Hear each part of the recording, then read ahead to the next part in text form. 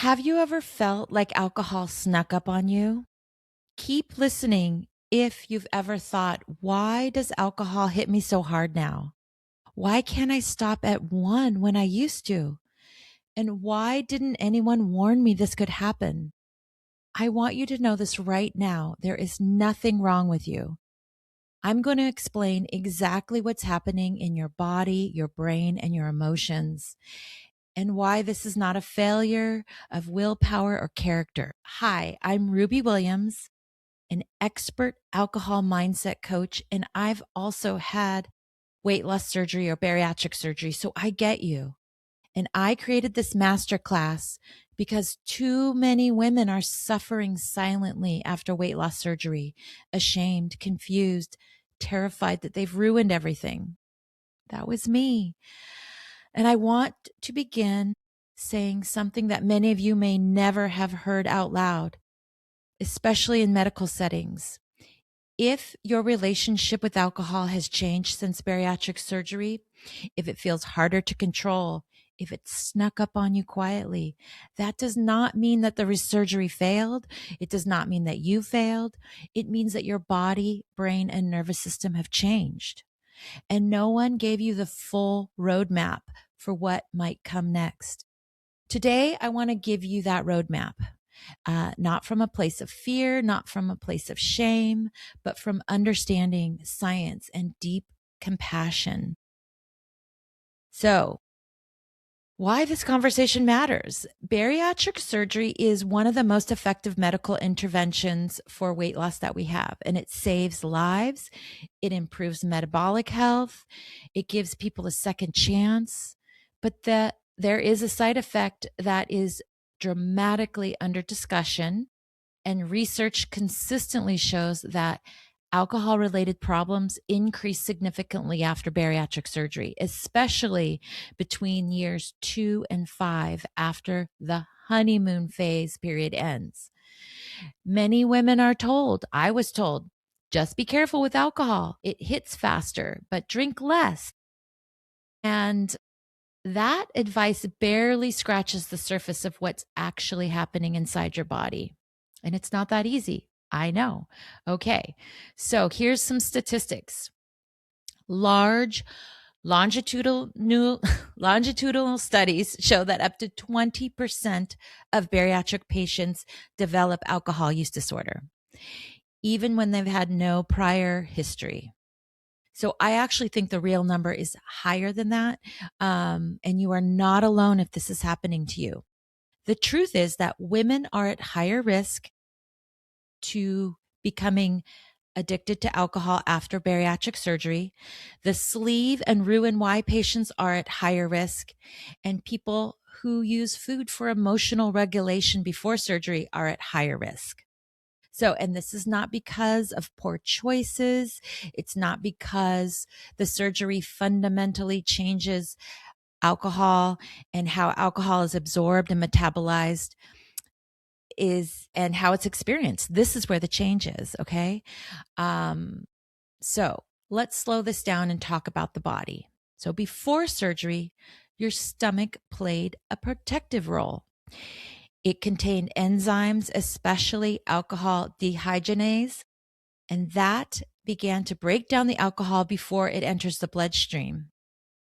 But after bariatric surgery, your stomach is smaller, the enzyme activity is reduced, alcohol bypasses digestion, and the absorption happens rapidly into the small intestines.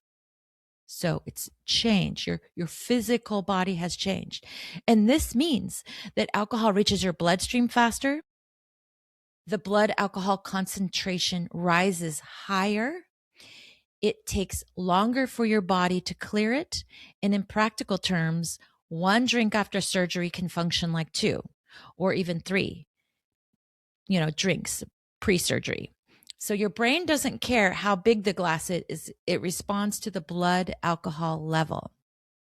So for me, I experienced like a fast buzz, a buzz that hit instantly. I felt like I drank and it was it was in my bloodstream. I could feel it. I don't know. I've had lots of bariatric patients. Some people do not feel that, but I also felt the drop faster. So I got a buzz faster and a drop faster. So many women, post bariatric women, describe this pattern. Many do. Not everyone. It feels like almost immediately, and then it's really intense and then it's gone. So if it's really intense, it happens rapidly and then it's gone, you're more likely to have a second glass faster or a third glass. Okay. So the rapid rise and fall creates a very powerful neurological signal. Do it again. Do it again. This feels good. And this is not a craving in like a moral sense. It's your nervous system's trying to stabilize itself. So now let's talk about dopamine. Dopamine is at the center of this entire story. Dopamine is a pleasure, it's like we call it a reward, brain chemical. Dopamine is also a relief chemical. And what I mean by that, it has motivation, anticipation, and reward. So before surgery, perhaps, and many of you might say your food was like a reliable source of dopamine-based relief. Maybe you had strong emotions and you would eat when you were trying to cope through emotions. That was me. But after surgery, food is restricted, right? Physically, you can only eat a small amount of food. I could only eat like a quarter cup of food. And then I was really full. This is great for weight loss, right? Really great for weight loss. But I lost that food relief reward coping tool when heavy emotions came up. Guess what? Alcohol can fill that gap. We also call this a transfer addiction. It happened to me. And if it's happening to you, catch it. I'm so glad you're listening to this. But here's what the research shows. So after bariatric surgery, dopamine signaling becomes more sensitive and less regulated. So alcohol feels more rewarding. It feels even more calming, and it feels more effective at numbing stress. So over time, the brain adapts, as it always does. Our brains being normal, and tolerance builds, right? Alcohol is an addictive substance, so it builds tolerance. You need more and more to get the same feeling. Relief requires more alcohol. Drinking escalates quietly, but what I found with bariatric and weight loss surgery people is it can go rapidly, more rapidly than someone that hasn't had bariatric surgery. I find that people, especially women that I've worked with, they have escalated. My alcohol drinking went from, one or two glasses to one or two bottles to more than two bottles of wine. I was a wine drinker, but then it switched to hard alcohol. That's when it got really scary. Okay, so scary right now. My heart is racing thinking about it because it just escalates. And again, this addiction is not your fault. Think about all the things I just said about how your stomach has changed. Alcohol is getting to your bloodstream so faster, and then your brain adapts. Okay. So I really like this visual for you. It's a pitcher plant metaphor. So food and alcohol both work on the same reward pathways in the brain. Addiction doesn't happen because you're weak. It happens because alcohol is addictive, and some bodies just slide faster than others. Bariatric surgery doesn't cause addiction. It removes your original coping tool without healing the wounds or emotions underneath. Okay. So again, this pitcher plant. Okay. A pitcher plant is a carnivorous plant. It eats bugs. Think of, Audrey 2 from the Little Shop of Horrors, feed me Seymour. So this plant looks harmless. It's got this bell-shaped thing, and then it closes that. So it looks harmless on the outside like a plant, but it has this sweet nectar inside. And we're thinking like the sweet nectar is this alcohol, okay? But here, an insect will land on the top of the pitcher plant and it tastes the sweet nectar. And then it slips down the side because the side is slippery. It's a slope, just little by little.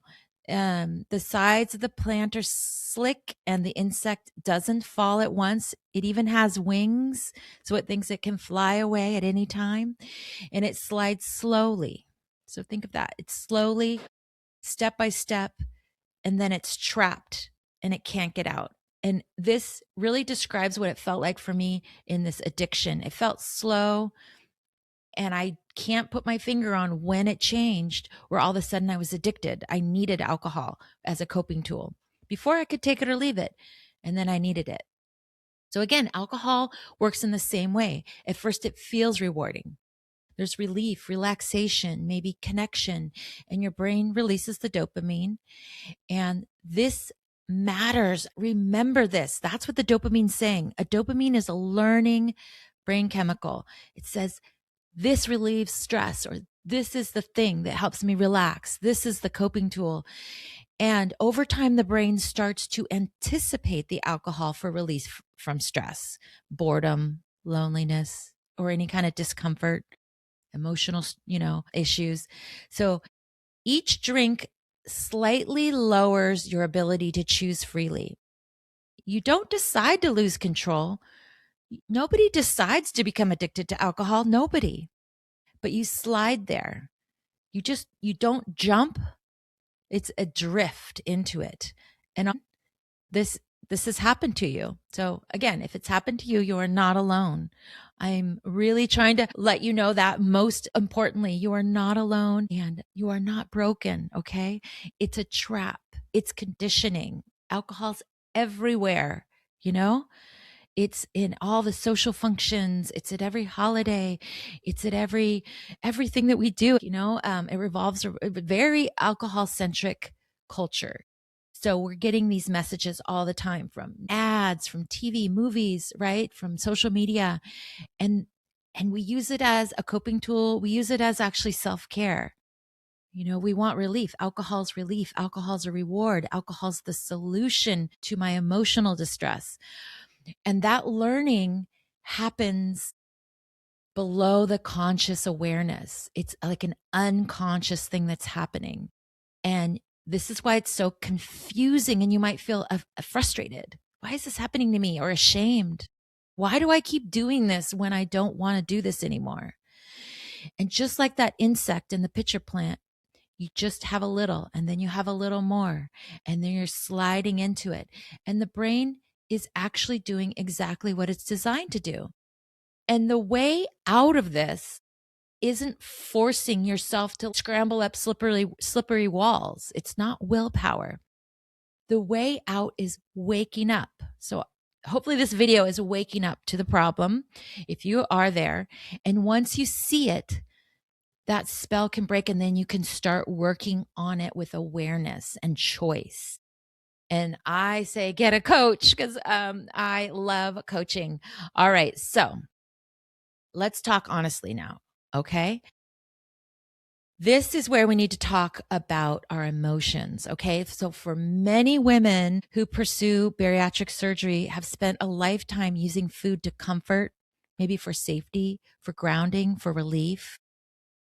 All right. Now, surgery removes the food and you lose weight and you get healthier. In one sense, a lot of weight. Maybe you were diabetic or pre-diabetic. I was pre-diabetic. I had sleep apnea. Like my surgery, I lost 120 pounds. Amazing. I felt amazing. But the surgery didn't remove my emotional need to cope with stress, with trauma. I have childhood trauma. I come from a family of divorced parents. Then I got a divorce. I had a home foreclosure. I gained that 120 pounds quite quickly. I'll share a little bit more about my story. Like I gained 120 pounds after a home foreclosure. I had a child custody battle with my ex-husband that was really fraught. And I had a super stressful job. I was a single mom, just surviving. And then everything fell apart, it felt like. And then I was also lonely, single mom, as I say. I wanted to appear like I had everything together. I had a lot of pressure, as caretaking. And maybe you're caretaking for children, grandchildren, or maybe your parents, you are now caretaking for them. So this can give you exhaustion. And if you don't have a coping tool, or your brain thinks the coping tool was food, it can easily transfer then to alcohol after your bariatric surgery. So alcohol can just slip into that role seamlessly, not because you chose it consciously, but because it works, but temporarily. Again, your tolerance increases and then your health starts to deteriorate. And for me, I had rebound weight. I had gained over 80 pounds back before I discovered how to get alcohol free. And I'm going to share more about that story in a minute. But this is exactly what happened to me. Food was my coping tool. Surgery took the food away. I chose the sleeve because I was told by the doctors I could still drink alcohol.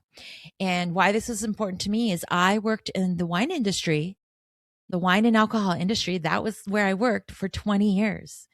And drinking alcohol was normalized. I don't think I was fully addicted before the surgery, but I was drinking more than I should have. I was probably drinking at least 2 to 3 glasses most nights, even before the surgery. But I lied to doctors. I didn't tell them I was drinking that much. But because this was a big part of my job and it was so normalized, we all drink alcohol. I needed it for my job. I just minimized it. And I lied to myself, like I said, the doctors, about how much I was drinking before the surgery. And slowly alcohol became the solution to everything food used to solve until it wasn't. So if you're nodding along right now, and please hear this clearly, I can't say this enough. You are not broken. This was just a pattern, okay? From coping with food to then coping with alcohol. Again, you are not broken. Your brain is fine and there is a way to fix it. Okay. So, yeah. So has your weight rebounded since surgery? Have you started gaining weight? Maybe not all of it, but you're maybe gaining weight back. And the question, could alcohol be a part of that reason? I knew it was a part of my reason. I would eat more after drinking alcohol. I would even eat more frequent meals because everything felt unstable. I would eat frequent meals. I would also eat the meals and foods that I told myself I would not. I would maybe stop at fast food restaurants that I normally wouldn't touch. And here's the thing. Not only when you're drinking alcohol was I eating more, but just by drinking, I started drinking daily, right? Alcohol disrupt blood sugar regulation. I had sugar cravings. I had lots of cravings, hunger. Also, alcohol disrupts the hunger and fullness hormones. So I was hungry again all the time. I was just so upset. Why is this happening to me? It felt like a double whammy. Food addiction and then now alcohol addiction. And then the food addiction was coming back. And alcohol disrupts your sleep quality and it totally disrupts your decision making around food. I remember I'd be like, I'm going to eat the healthy Whole 30 diet and try to eat on my bariatric diet. And that all went out the window when I started drinking. And I was drinking every day, bottles of wine. So over time, even if it's not affecting your weight directly, it affects everything that supports your weight stability. And so over time, if you're drinking alcohol, not only are there alcohol calories, but like I said, it affects all those things, your sleep, your hunger. And this isn't about blame. Okay. It's about finally seeing the human body, your human body, and how you've made changes to it. Maybe physically, right? Your stomach, you cut away part of your stomach, but you didn't change a lot that was going on in your thinking. Okay. And coping tools for stress, for example. So I don't want to blame. I have so much self-compassion for you, so much self-compassion for me. And I really want you to finally see it. Okay. See it. Now, shame, that double whammy. Oh my gosh, I'm addicted to alcohol now. It can keep you stuck for years and years. I was knowing I had a problem with alcohol for 7 to 10 years. knowing. And then I would tell myself, I should know better. I already had surgery. Why am I, what's wrong with me? Why am I gaining weight? And I felt this huge shame that there's something wrong with me fundamentally, and I'm doing the wrong things. I felt a lot of guilt. I told no one about this. No one. I didn't even tell people about my weight loss surgery, and definitely was not going to talk about my alcohol addiction. So much shame that I was living alone with this, waking up in the middle of the night. It's 3 a.m., beating myself up, feeling so upset. And I want to share with you a really sad story, actually. I heard about weight loss surgery from my Aunt Mary. She had weight loss surgery and she lost all this weight. And then we had lunch one day and she told me all about it. And I felt like this was the solution because I couldn't control my eating. I looked at my food diary before weight loss surgery and I was eating like 10 pancakes or waffles in the morning. And then 2 hours later, I would eat a whole meal. And then 2 hours after that, I was eating like French fries, hamburgers. And then 2 hours after that, I was eating like potato salad in the huge bucket. And then I was eating ice cream every night. I mean, the amount of food I had to lose 120 pounds. So that was a lot. I was just eating. So what I wanted to say there is that my aunt had this alcohol use disorder, but was telling no one in the family. I saw her at Thanksgiving and holidays, and she was drinking wine, but to me, it looked like she had one glass of wine or two at a family holiday. I had no idea.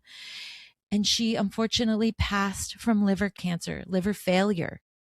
And it was really quickly after her surgery, probably within 10 years after her surgery, that she passed away. So this is so important that you're hearing this message. I want you to hear it right now because the amount of alcohol that you drink just increases and then you hide it and it's a secret and it just keeps increasing. And then your health, your body cannot keep up with that amount.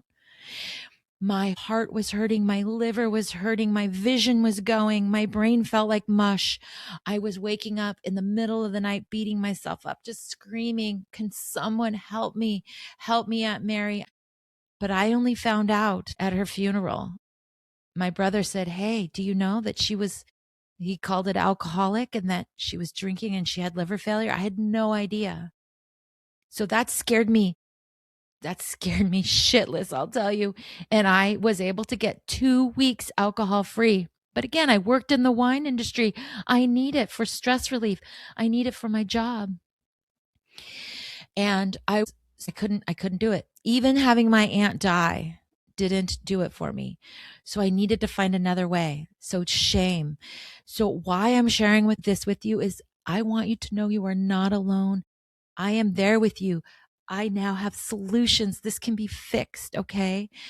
But I want you to take this seriously. Don't go another year, another 10 years. You may not make it. This is literally life and death for many of you. I want you to know that, okay? So if your weight has come back on or if you're in this place, I want you to understand, again, there's nothing wrong with you. Okay, here's the part I want you to hold on to. This is fixable. This is fixable, but it's not fixable through punishment, through trying to do this all on your own with rules or willpower or shaming yourself. This is not with white knuckling, okay? It's not through labeling yourself as bad or broken or alcoholic or out of control. I want you to know that this process works. It's a healing that starts with awareness. Okay, you're aware now. If you're here, you're aware. Next, we get curious. Okay, we're going to get so curious. Why, hopefully you're learning and maybe this has sparked your curiosity. I want you to also have self-compassion. Compassion is a big piece of my program, okay? So you've already changed your body, right? That's happened. You cut away a part of your stomach or withdrew, you bypassed. But now we want to support your brain, your nervous system, and your emotional world. Okay. So long-term change comes from rewiring your brain, education, learning tools for nervous system regulation, building tools for emotions, coping with emotions. I have tons of tools, hundreds of tools around cravings, emotional regulation, and it's around alcohol. And then guess what? We can work on food next. But first, alcohol. Alcohol's the big domino in this piece, and then we can work on all the other things. We want to repair your identity, okay? And connection. Connection is the opposite of addiction. If you're living in this shame of the double whammy and you're stuck and you're alone, come join me. I get you. I get you 100%. I want to help you. And again, this is fixable. Okay. So this is why I created the Alcohol Freedom Academy. The Alcohol Freedom Academy is not a detox. It's not like a 30-day challenge. It's not about labeling yourself either. Okay. I do not use alcoholic. I know I've mentioned it a couple times here because that's what people use in our culture, but that's a label. Blaming you. It's your fault. We say you are on a spectrum with alcohol use disorder, and everyone that drinks any amount of alcohol is on that spectrum. Okay. So this solution, it's a long-term solution.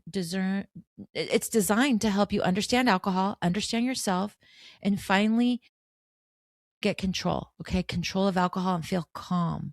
So inside the academy, there's short science-based videos and other information, tools, self-care. I'm really heavy on the self-care piece, okay?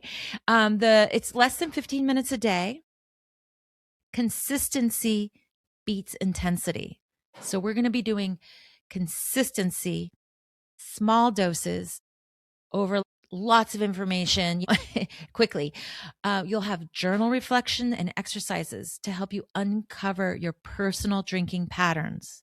Okay, so this is for you. Everybody has similar stories and similar things that happen, but you're going to get to address your personal drinking patterns and I have tools to rewire your brain. There's weekly coaching calls with yours truly. I have coached hundreds and thousands of people, okay? Thousands around alcohol and around food. Okay, this is my specialty. And this is where we get to really address and dig deeper and shine a light on what patterns you're coming up with and get accountability and support and motivation to keep you going in this journey. I call it a journey. So it's also a private, non-judgmental community of women who truly understand what you're going through, this alcohol addiction. Okay. And there's all kinds of resources with emotional regulation, stress relief, cravings tools, tons and tons and tons of information, meditations, and then also, again, self-care strategies. Self-care, we got to start prioritizing ourselves, okay? Instead of people pleasing. Talk a lot about people pleasing. Okay, so again, lots of tactical tools, strategies. I call it cravings toolbox. And most importantly, hope. I give every single one of my clients and everybody hope. I feel like hope is a superpower. There is so much hope. I have successfully, I gained 120 pounds because of life issues, had bariatric surgery, got addicted to alcohol, gained 80 pounds back.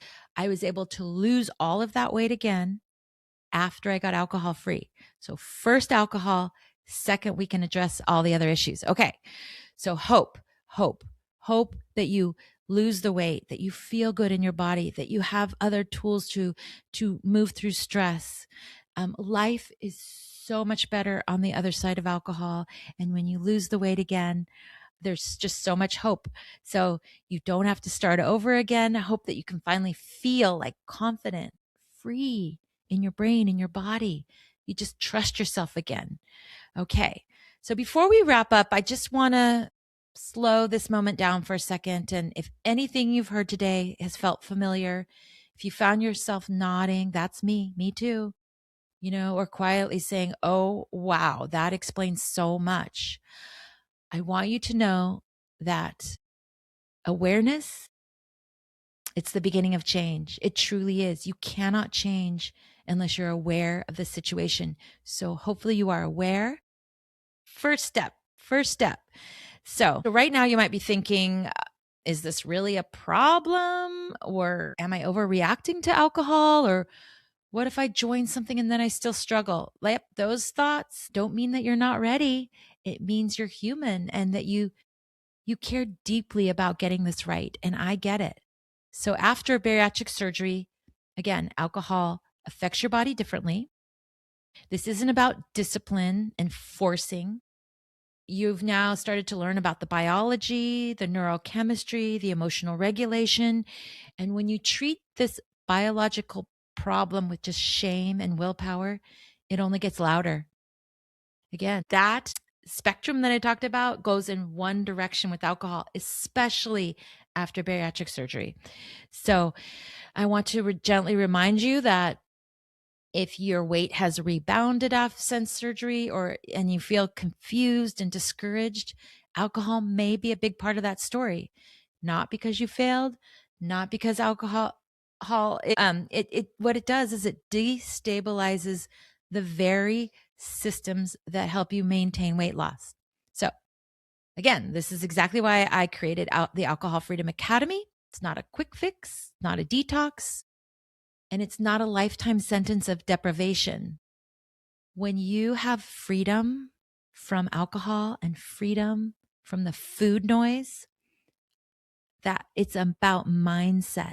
So I am an expert mindset coach, and the Alcohol Freedom Academy offers a long-term compassionate, we're going to love on you solution that's designed for women who want clarity, to be calm and in control, especially in post-bariatric surgeries.